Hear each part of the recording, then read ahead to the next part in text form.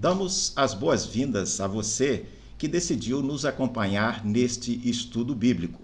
Seguimos com a nossa série sobre 3 livros do Pentateuco, Levítico, Números e Deuteronômio. Mas neste estudo de hoje, nós abordaremos um tema mais amplo que engloba não só esses 3 livros, mas toda a Bíblia, que é sobre a interpretação da Bíblia. Importante você ter um exemplar da Bíblia em suas mãos para juntos podermos ler algumas passagens. E importante também nós orarmos ao Deus eterno para que Ele nos dirija. Deus eterno, nós te agradecemos a oportunidade de estudarmos a Tua palavra. Queremos te pedir que Tu nos orientes no entendimento dela. E que também, Senhor, Tu nos orientes em colocar aquilo que viermos a aprender, colocar aquilo em prática. Em nome de Jesus te pedimos e agradecemos. Amém. Convido você para ler uma passagem do Novo Testamento, apesar de nós estarmos estudando sobre o Velho Testamento, mas é uma passagem que faz uma síntese do valor da Bíblia. Ela se encontra em 2ª Carta a Timóteo, capítulo 3, versos 16. Um verso só que nós vamos ler.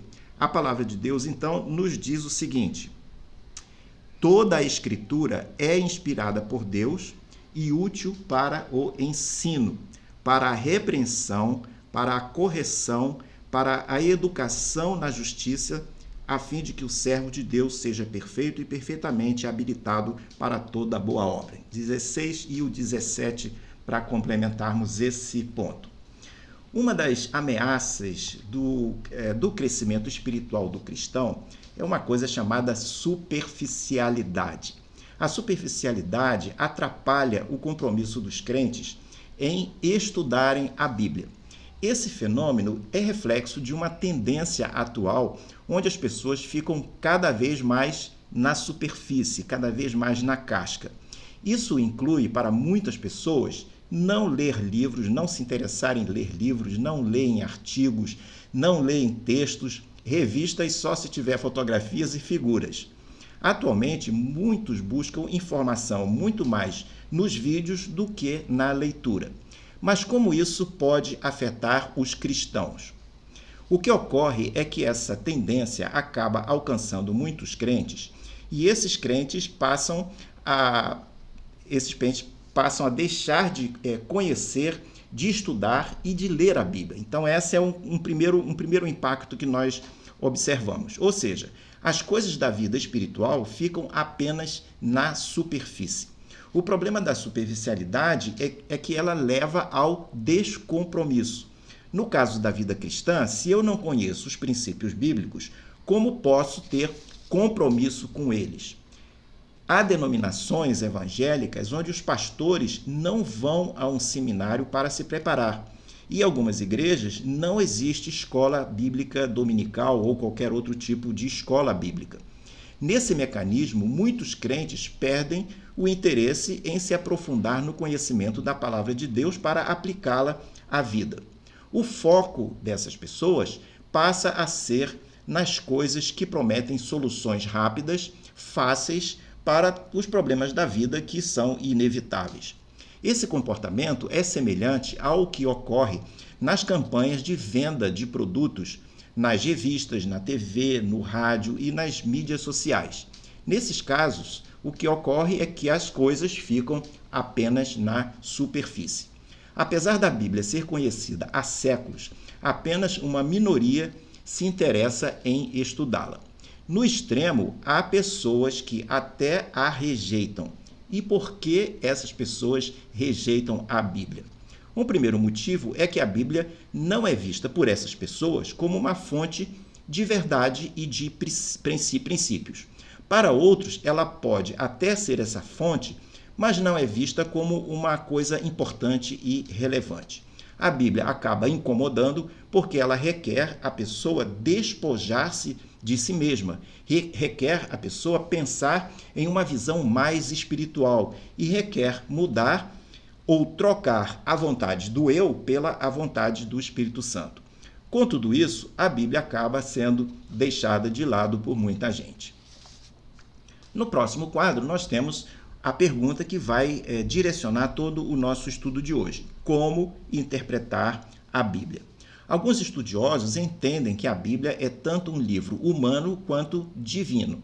Uma implicação disso para o processo de interpretação da Bíblia é que os autores humanos da Bíblia, eles possuíam um público, tinham também um contexto, um propósito, propósitos históricos, às vezes específicos, e esses autores usavam a sua própria linguagem, os seus métodos de escrita e os seus estilos de escrita também. A autoria divina da Bíblia ocorreu pela inspiração que Deus deu a cada um desses autores e também pela unidade coerente da mensagem que todos eles acabando produzindo e transmitindo. A Bíblia é a revelação escrita de Deus acerca da sua vontade para os homens. Seu tema central é a salvação mediante Jesus Cristo. Se pudéssemos resumir a Bíblia em uma única palavra, qual seria a palavra que você resumiria a Bíblia? Talvez uma resposta para essa pergunta seja a palavra redenção.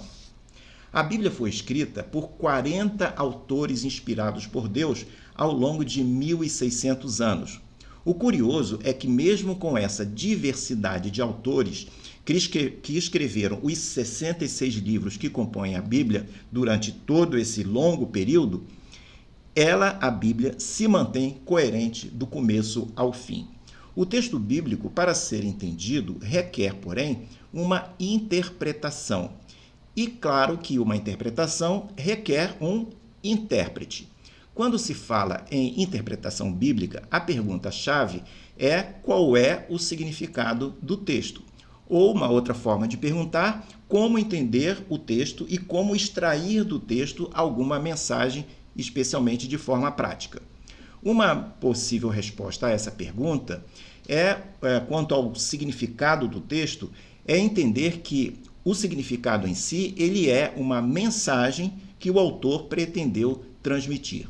Se você escreve, por exemplo, uma carta contendo algumas declarações, qual é a mensagem da carta que você gostaria que fosse entendida? Aquela mensagem que você pensou ao escrever a carta. Mas pode acontecer, dependendo da cabeça do leitor, cada um talvez entenda a sua mensagem de uma forma diferente. É claro que quando você escreve o seu texto, sua intenção é que ele seja entendido de maneira única. Aqui fica visível um princípio básico de interpretação. E qual é ele? O princípio é que o entendimento correto do significado de um texto passa por identificar a intenção do autor daquele texto. Nesse estudo de hoje, abordaremos princípios de interpretação da Bíblia que se aplicam não apenas aos livros do Pentateuco, mas a toda a Bíblia, não apenas no Antigo Testamento, mas também no Novo Testamento. Veremos então, e no quadro aí que você tem à sua frente, 7 princípios de interpretação bíblica. O primeiro, a interpretação deve ser baseada na intenção do autor. O segundo princípio, ela deve ser feita no contexto da passagem. O terceiro princípio, é importante estar atento a possíveis figuras de linguagem. O quarto princípio, a própria Bíblia poderá ajudar na interpretação dela própria. O quinto princípio, a interpretação deve ser distinguida da aplicação. Sexto princípio, é importante diferenciar povo de Israel de igreja. E o sétimo e último princípio, o tipo de literatura do texto deve ser levada em conta. A partir do próximo quadro, então, começaremos a examinar estes 7 princípios. Vamos lá? Princípio número 1. A interpretação deve ser baseada na intenção do significado dado pelo autor. Isso significa que devemos entrar no contexto do autor, tanto historicamente, quanto gramaticalmente, quanto culturalmente, e nas formas e convenções literárias de que possivelmente o autor tenha trabalhado. Para ser capaz de fazer isso, será necessário usar algumas ferramentas de estudo bíblico. Afinal, estamos há mais de 2000 anos distantes da maioria dos autores bíblicos, e o contexto deles é muito diferente do nosso contexto hoje. Mas quais seriam essas ferramentas que você pode usar? Eu trago aqui hoje 3 ferramentas que eu considero as mais imediatas e as mais simples que possivelmente poderemos obtê-las com muita facilidade. Primeira ferramenta: comece consultando uma tradução ou uma versão da Bíblia que seja diferente, porque existem várias versões e várias traduções. Então, o primeiro princípio é procurar ler o texto que você quer interpretar, não apenas numa versão da Bíblia, mas em mais de uma versão. O objetivo disso é você poder obter mais de uma perspectiva daquele mesmo texto. Não critique diferentes versões da Bíblia. Tem gente que diz, eu não gosto dessa versão, essa é muito assim, muito assado. Não é bom criticar. Por quê? Porque elas são ferramentas úteis. E elas são úteis exatamente porque elas são diferentes. As diversas versões da Bíblia estão disponíveis gratuitamente, seja na internet, seja por meio de aplicativos. E no quadro que você tem à sua disposição, você vê dois exemplos que eu trouxe para você. O primeiro é um aplicativo que se chama YouVersion. E a segunda contribuição, onde você pode acessar diversas versões da Bíblia, é o site que diz Bíblia Online, bibliaonline.com.br. Então, são duas fontes não apenas de versões de Bíblia, porque eles apresentam diferentes versões das Bíblias, mas também até de línguas estrangeiras, Bíblias em outras línguas estrangeiras. Se você gosta ou fala ou gostaria de falar uma língua estrangeira, você pode até ler a Bíblia, o texto, o versículo em outras línguas também, nesses locais que estão aí. E todos eles são gratuitos. Então, são duas maneiras de você se capacitar com essa primeira ferramenta que nós estamos trabalhando. E aí alguém pode dizer assim, poxa, mas tem várias versões da Bíblia, será que tem uma que é errada? Tem versão diferente porque ficou errado alguma coisa? Não tem nada a ver com erro. O que tem a ver é que são traduções diferentes, interpretações às vezes um pouco diferentes e também as linguagens utilizadas às vezes são linguagens mais atualizadas. Vale então observar que caso você esteja num estudo bíblico presencial com várias pessoas e alguém afirmar que certo versículo significa alguma coisa para essa pessoa, é importante identificar se essa conclusão que a pessoa tirou sobre a aplicação do versículo para a vida dela está alinhado, esta interpretação alinhada com a intenção do autor, o que o autor pretendia com aquela mensagem. Então, primeira ferramenta, termos diferentes versões da Bíblia. Segunda ferramenta, conseguir uma boa Bíblia de estudo.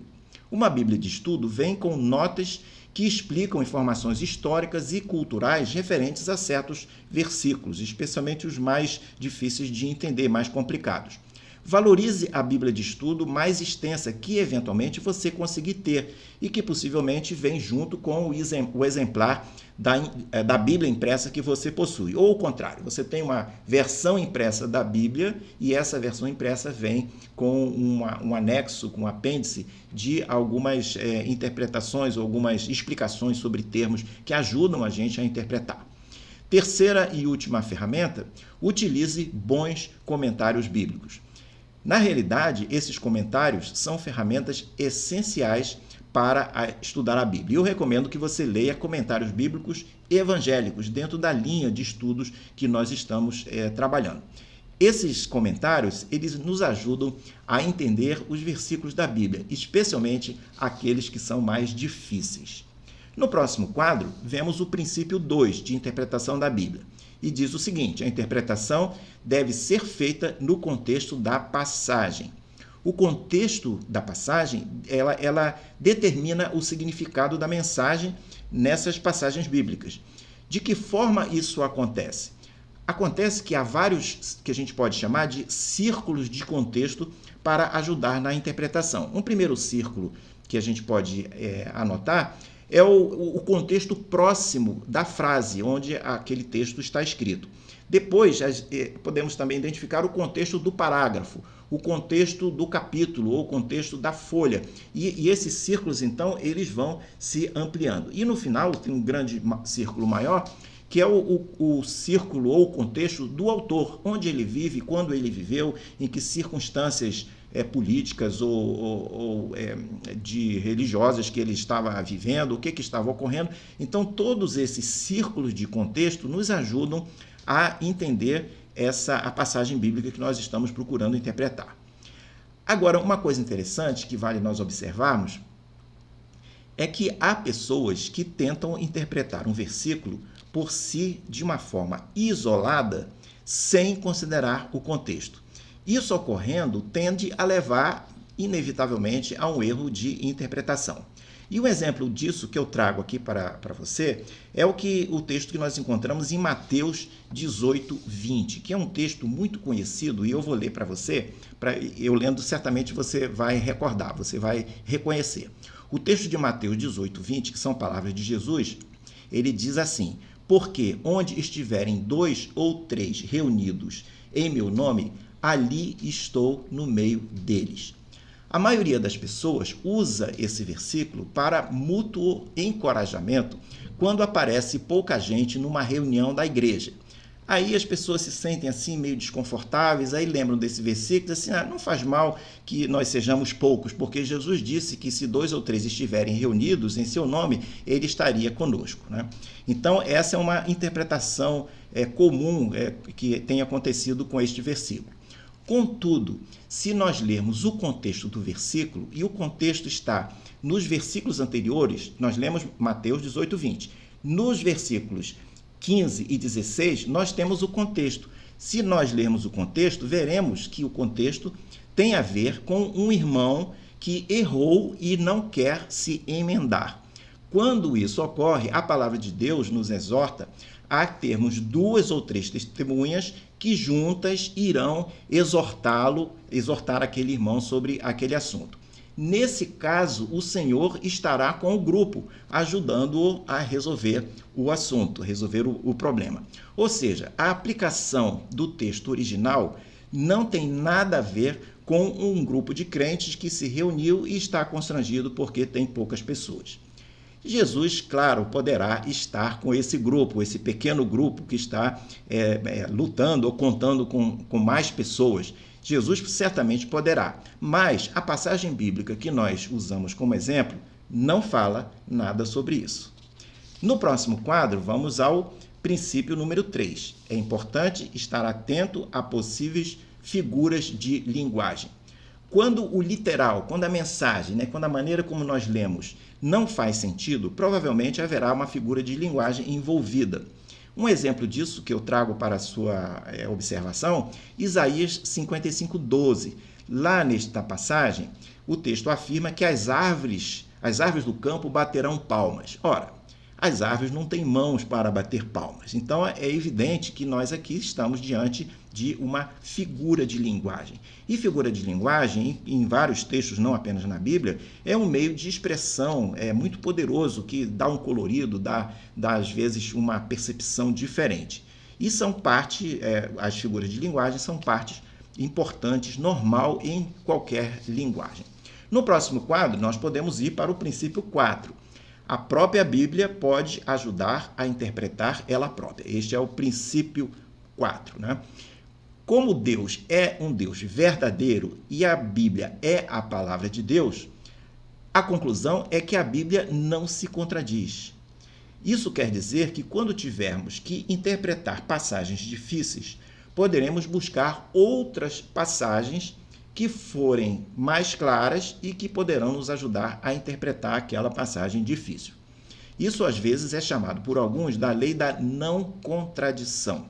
E eu trouxe aqui um exemplo muito interessante, que é Romanos 8:1, que é uma passagem muito clara quanto à segurança da salvação. Ela ensina que o crente, uma vez salvo, ele não perde a salvação. Trata-se do que é chamado a doutrina da segurança eterna. O texto de Romanos 8:1 diz o seguinte: já não existe nenhuma condenação para os que estão em Cristo Jesus. Esta passagem, ela poderá ajudar a interpretar uma outra passagem que se encontra em Hebreus 6, versículo 4 a 6, que é uma passagem bastante difícil de ser interpretada. Essa passagem acontece que muitas vezes as pessoas, através dessa passagem, tentam dizer ou concluir que não há segurança na salvação, que o crente pode perder a salvação. Aí, como que nós podemos usar este princípio? Nestes casos, a solução é considerar uma terceira passagem que expresse a teologia geral da Bíblia sobre o assunto. E um exemplo de uma terceira passagem que nós podemos considerar é o que se encontra em João, no capítulo 6, no verso 37, que são palavras de Jesus também. Lá neste versículo, nós lemos o seguinte: Jesus dizendo: "O que vem a mim, de modo nenhuma o lançarei fora." O que Jesus está dizendo aqui? Jesus está dizendo que o crente não perde a salvação. E com isso nós conseguimos resolver o problema de Hebreus com essas duas passagens que apontam para uma direção muito clara quanto ao crente não perder a sua salvação, uma vez efetivamente salvo em Jesus. No próximo quadro, nós vemos o princípio 5, que diz: a interpretação deve ser distinguida da aplicação. Dada uma interpretação, poderá haver múltiplas aplicações. Uma boa estratégia de interpretar é buscar um princípio, de preferência, um princípio que seja universal. Ao se deparar com a passagem, qual é a primeira atitude, né? Qual é o princípio da passagem? Tentar descobrir que princípio é esse. O princípio que é universal é aquele princípio que se aplica em qualquer lugar e em qualquer tempo. Por exemplo, trago aqui João 12, onde tem um episódio que Maria, a irmã de Marta, unge Jesus com um óleo muito caro. O contexto histórico registra um evento. Qual seria a interpretação, o princípio e a aplicação para nós hoje? A interpretação é a partir do contexto que mostra que Jesus deve ser alvo da nossa adoração. E aqui tem um princípio, o princípio de que Jesus Cristo deve ser objeto da nossa adoração. Uma possível aplicação deste texto é que nós devemos estar dispostos a dar sacrificialmente pela obra do Senhor, porque aquele óleo que Marta usou foi um óleo muito caro e ela sacrificialmente fez aquela unção. Então, o que nós podemos extrair desse texto, pequeno texto, exemplificando, falando de interpretação, falando de princípio e falando de aplicação, então, devemos estar dispostos a doar, a dar sacrificialmente para a obra do Senhor, certo? Vamos no próximo quadro, então, em que nós vemos o princípio número 6. O princípio diz: é importante estar sensível às distinções entre povo de Israel e igreja. Ponto importante para nós observarmos é que as promessas feitas no Antigo Testamento não devem automaticamente ser transferidas para a igreja. Por exemplo, as promessas de terra que foram dadas a Abraão e seus descendentes lá em Gênesis 12, elas não se aplicam a nós. Há diversas questões, outras questões, que também não se aplicam. Lembrar que os cristãos não estão sobre os requisitos da lei mosaica. Provérbios, ou melhor, Romanos 6,14, ele fala sobre isso. Ele fala que nós não estamos no domínio da lei, mas sim no domínio da graça. Romanos 6,14. Isso se aplica que nós não devemos aplicar automaticamente também a certos mandamentos que nós encontramos. Por exemplo, Levítico 19:19, né? É um mandamento que diz para a pessoa não usar roupa de dois tipos diferentes de tecido. Esse mandamento certamente é específico para aquela época e possivelmente não tem nada a ver conosco e com a nova aliança onde nós estamos inseridos.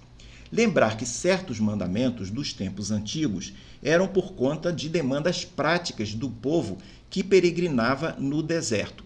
Alguns desses mandamentos tinham a ver com saúde pública e com a vida que eles levavam naquelas condições inóspitas do deserto. Vale notar que alguns mandamentos referentes ao fato do povo estar vivendo no deserto poderão até ser considerados hoje por nós, não exatamente dentro da teologia, mas dentro da praticidade da vida, dentro da boa prática, por exemplo, do saneamento, da limpeza, coisas referentes a isso. Mas é importante que, se tentarmos aplicar alguns desses mandamentos, eles deverão ser usados se fizerem sentido. E há vários desses mandamentos que foram ditos referentes a, vamos dizer, ao saneamento ou à saúde pública, que valem, mesmo hoje, nos nossos dias, eles continuam valendo.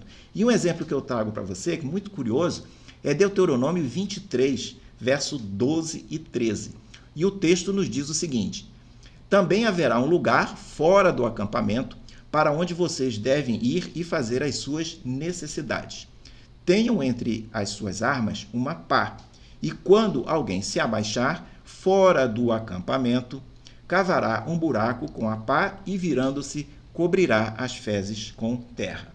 Vemos aqui uma instrução de saneamento muito prática, que era fundamental que ocorresse naqueles tempos, né, dos israelitas no deserto. E é fundamental que seja cumprida hoje também. Então nós vemos aqui uma aplicação direta de um mandamento do Antigo Testamento, mas contextualizado e que nos permite até aplicá-lo de qualquer forma.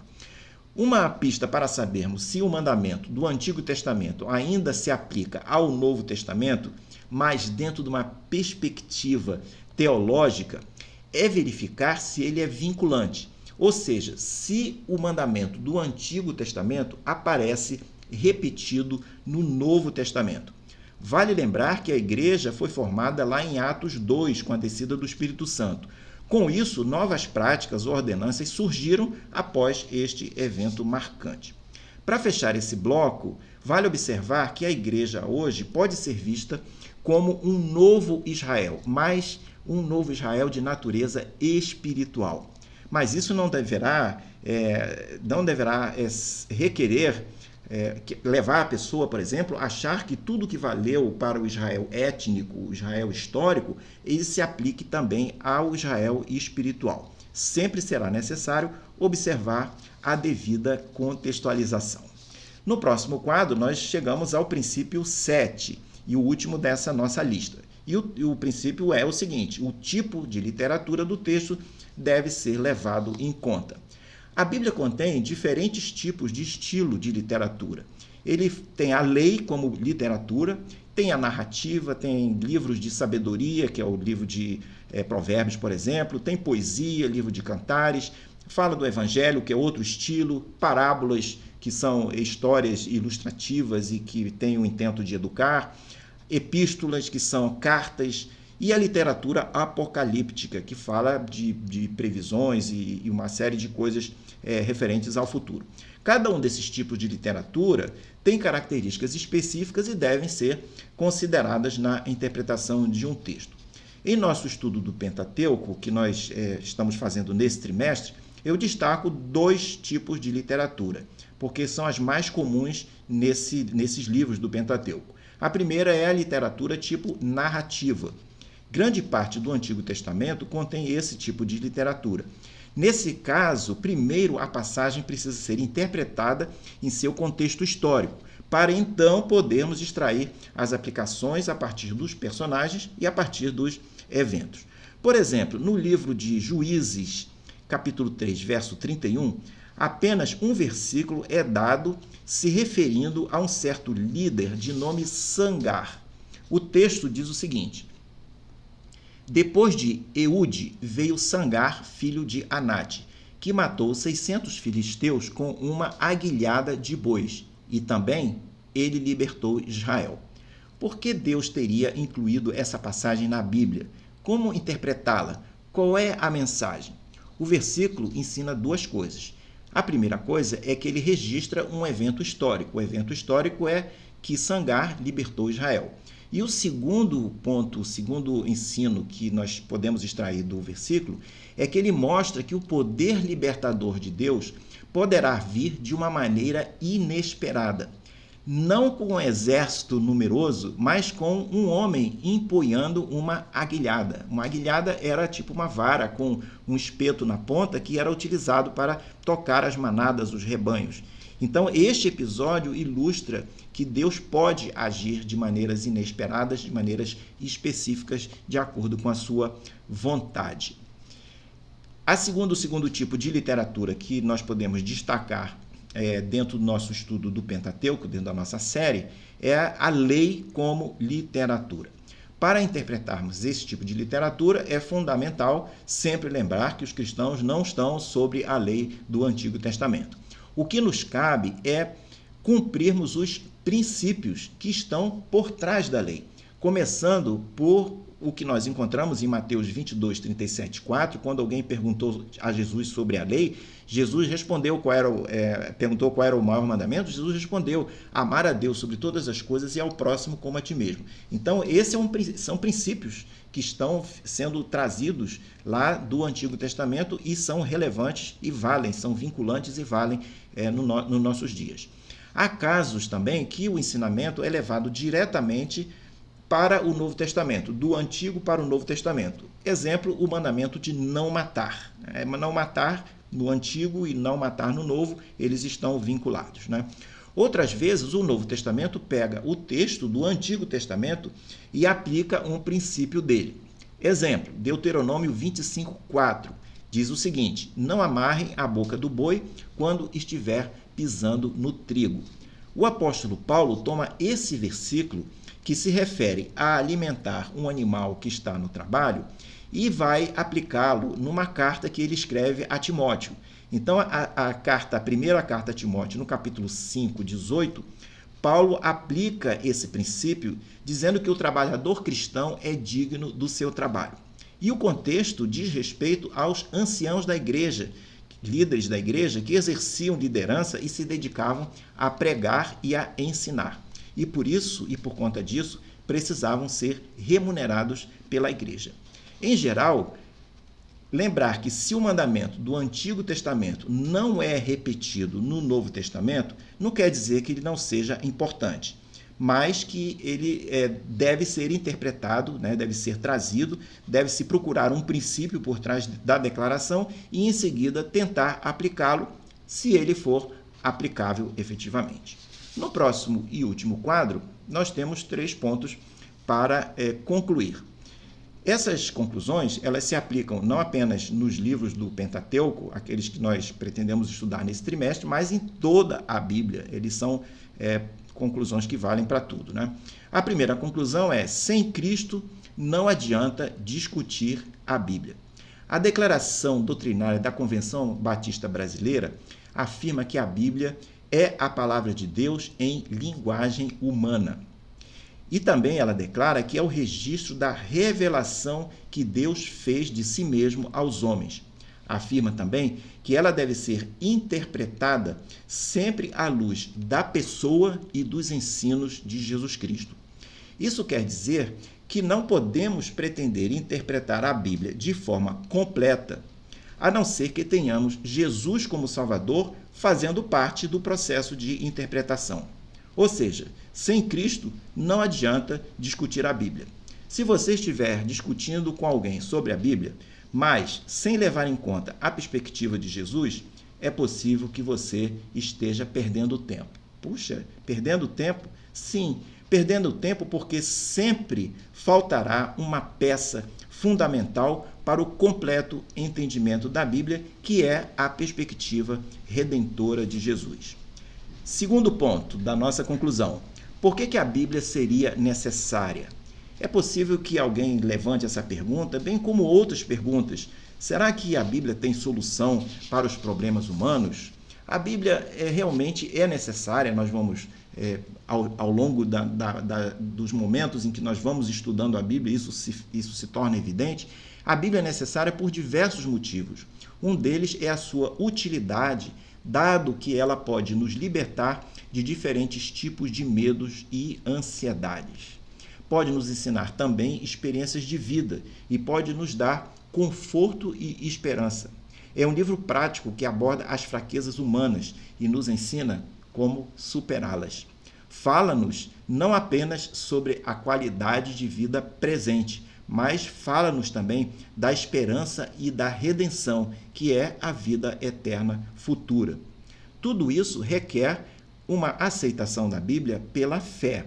Mas note que, mesmo sendo necessário aceitá-la pela fé, a Bíblia não é desprovida de lógica e experiências que demonstram sua autenticidade e sua utilidade. Terceiro e último ponto é uma pergunta: o que aprendemos hoje sobre interpretar a Bíblia? As passagens bíblicas devem ser interpretadas, vimos nós, de acordo com a intenção do autor e no contexto em que as suas declarações foram feitas, foram escritas originalmente. A interpretação deve ser distinguida da aplicação. É preciso também ser sensível ao tipo de literatura para podermos extrair o máximo dela em termos de aplicação.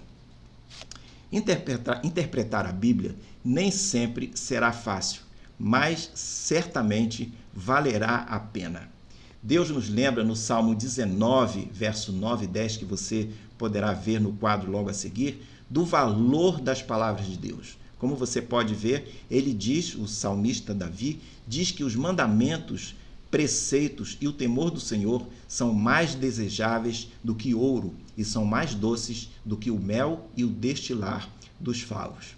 Convido você a considerar, continuar estudando a Bíblia e se aprofundar nos estudos e continuar sempre procurando obter as mensagens que Deus tem na sua palavra para a sua vida. Ficamos hoje por aqui, espero que você tenha gostado desse estudo. Se gostou, fale dele para os seus amigos, mande o link do estudo para que eles possam nos encontrar e possam também participar desse estudo. No próximo quadro você encontrará o panorama de todos esses estudos bíblicos que estamos desenvolvendo ao longo desse trimestre. Deixo com você um grande abraço, espero vê-lo numa próxima oportunidade.